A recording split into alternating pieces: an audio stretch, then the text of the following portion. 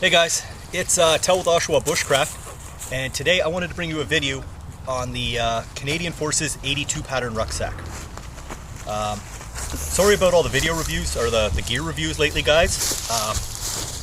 It's one of my pet peeves with YouTube, with the outdoors stuff, especially bushcraft, is video reviews of gear. Especially guys where that's their entire channel is just reviewing equipment, and guys reviewing stuff that they don't have any experience with. Like, they just showing off, you know, this is the greatest new knife I just got an hour ago, buy one because it's awesome. He has no experience with it. And other ones where there's no actual bushcraft content on his channel other than just showing off equipment. So I wanted my channel to be based mostly on bush time. That's why you see all my videos shot out here.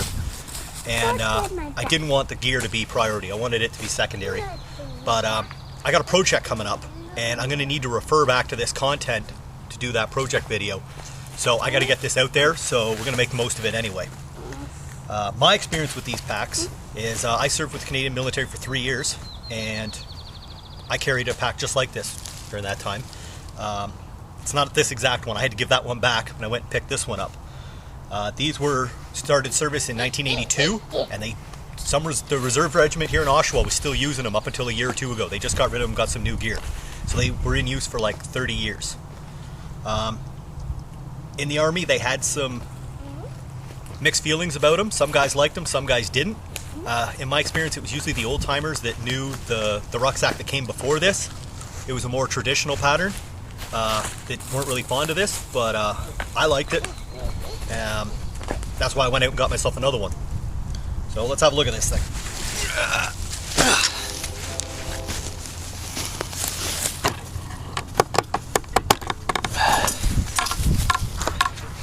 Alright guys, for those of you guys that have an American Alice pack, this might look a little bit familiar to you. You got a big nylon strap up top, or a flap, and you got 3 pockets on it. Very similar to an Alice pack. I imagine that's probably what they were looking at when they designed it. Now the big difference to these is, you've got this big carrier at the bottom. That wasn't just like an optional add-on if you wanted to use it. This was part of the ruck. This is your sleeping bag carrier. In the Army it was called a valise. I believe the term comes from the French word for bag or something. That's about it up here. I'm not going to bother showing you guys, but in the main pack there's a drawstring on this, and in the back of it there's an area like that flap at the back where you could put a plate or a radio or something that went in there, just like all the rucksacks have. On these pockets, the side ones here are not sewn in the back, so you can slide an axe or something through here, and they have these straps for securing it. I believe the Canadian Army used this for snowshoes or skis or something once. I don't know, I never got issued skis. These pockets are pretty good. They will not fit the damn 1 liter water bottle. Piss me off, that's why I don't use this pack much. And this front one here is quite skinny. I don't know if you can see it, but I can pretty much just get my hand in there, but it's only about 2.5 inches deep, which kind of limits your options for what you can put in this pocket, which is another pain.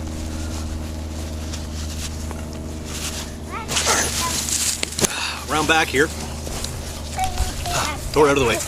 This is a very different frame system from the Alice pack. This is, it's more like a wire frame. If you take the whole pack apart, this thing looks kind of like a keyhole, or like the Punisher logo.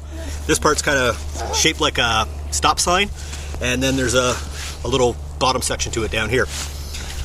Your shoulder straps are built into this yoke. This is your upper suspension, and the shoulder straps are attached to it, so you can't just swap them out with Alice pack straps. I thought of that. And then this is your lower suspension. It's just a big pad. Now this can be turned around to raise this pad up a little bit and raise the waist belt up for shorter people, or put down lower for taller people. And I was a taller guy, so I had mine set down low. Other than that, that's about it. This thing's actually tied to the top of the frame and strapped at the bottom, so it doesn't just pop off the way an Alice pack does. It's a little more complicated. I'm going to throw this thing on, and we'll get a look at what it looks like when you're wearing it. Alright guys, so this is the pack actually on somebody.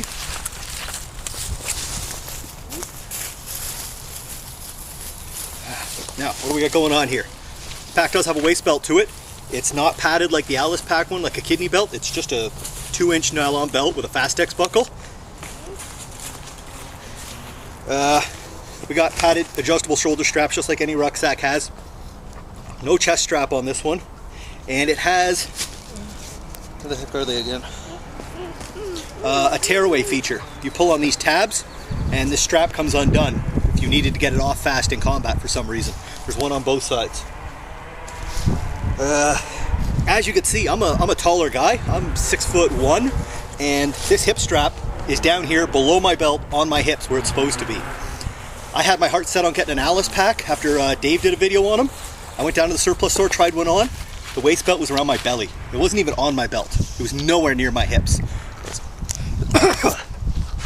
For a tall guy, this has a nice long frame, and the hip belt actually sits on your hips. A good way of illustrating this is I'm going to loosen these shoulder straps right off and let it go. The pack is not falling down, it's falling away from me. It's because its weight right now is sitting on my hips. These shoulder straps were not holding up the weight of the pack. They're just holding it to my body. Right now the load is sitting on my hips. And that's how a pack is supposed to work. So one of the big benefits of this pack, nice long frame, good for a tall guy. Alright, I'm going to put it down. We'll have another look at it again.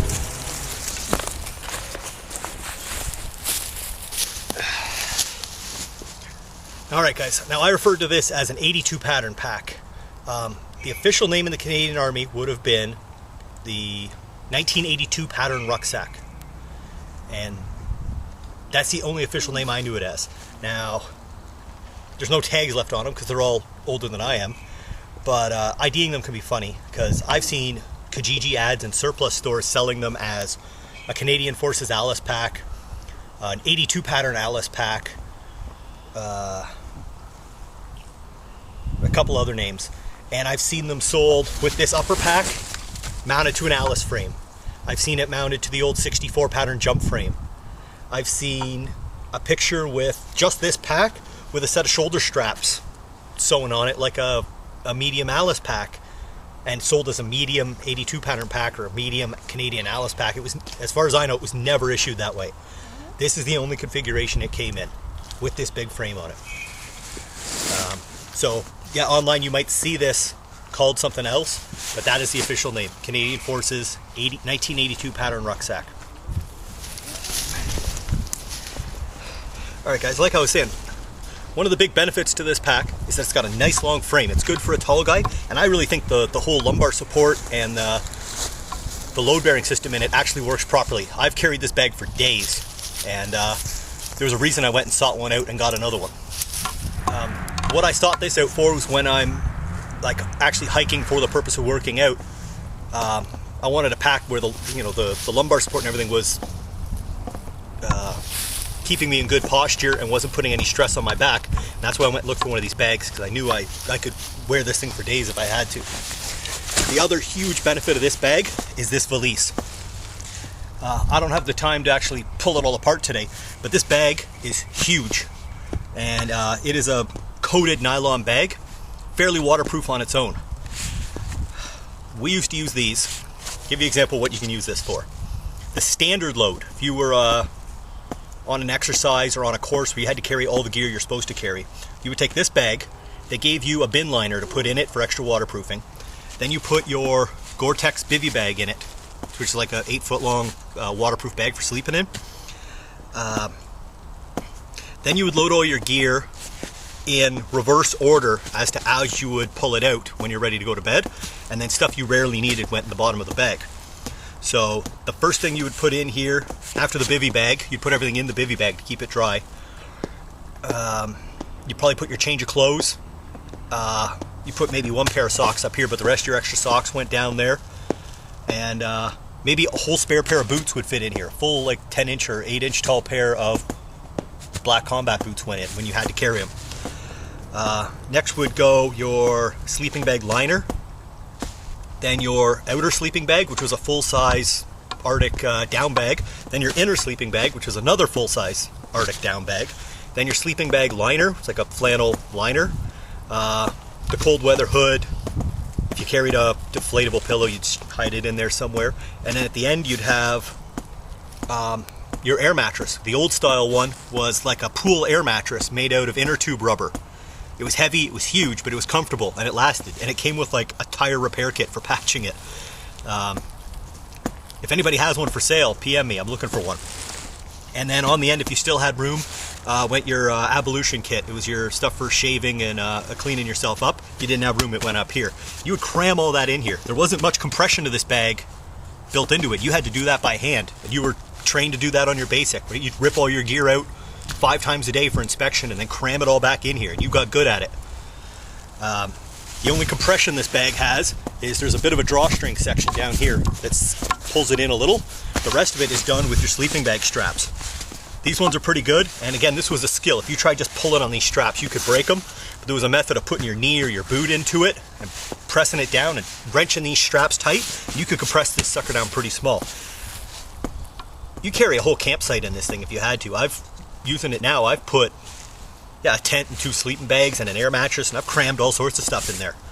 And that, along with the long frame, in my opinion, is the 2 best parts of these bags. And the frame's long enough for a tall guy and has proper support in it, and this bag, you could fit all sorts of stuff in. My opinion, the downfall of this bag is the upper part. It was known to fray and fall apart, and without just using a needle and thread, none of these straps are removable. It's one big bag. It has to be replaced as a whole. It could be replaced just the top part without replacing the frame and everything, but these, you can actually see here, this one's frayed. These were known for it, and the bag itself, once you get your pockets filled up, it's not that big, but all your soft stuff went down here anyway. This was mostly like you put your rations up here and your combat stuff. So there you have it. Another thing I should mention, you can see how long these straps are. This bag, this upper flap, will come way up, and once the bag itself is full, you could cram a bunch of stuff underneath it. I remember jamming ammo cans and 2-quart canteens and all sorts of stuff in here, strapping it down. So it will hold a little bit more up there. So this is important if you're looking for a rucksack for these kind of purposes, and maybe the Alice Pack doesn't do it for you. Maybe you should find one of these. Or if you're out at a flea market or at a yard sale or something, you spot one and you can't figure out what it is. You see my video, now you know what it is. For me personally, I said I use this for actually like recreational hiking, like carrying a weighted load on purpose, just for the exercise of it, because it has the proper support. And I would use this bag. Thor, go lay down, please. Yeah, everybody loves you. Go on. Thank you. If I was going in on an Arctic exercise where I had to carry a lot of heavy, bulky stuff, I was carrying an air mattress and 2 sleeping bags and 4 extra layers of clothes and a full-size tent, then I would consider this, you know. But for most of my bushcraft stuff, especially now that I got Wolfie with me, I'm not walking that far, and I'm not carrying that much gear, so I really don't need a bag this size, but it has its place in my equipment. So there you have it, guys. I got another project coming up. I'm going to refer back to this one on, so stay tuned. I hope you like this.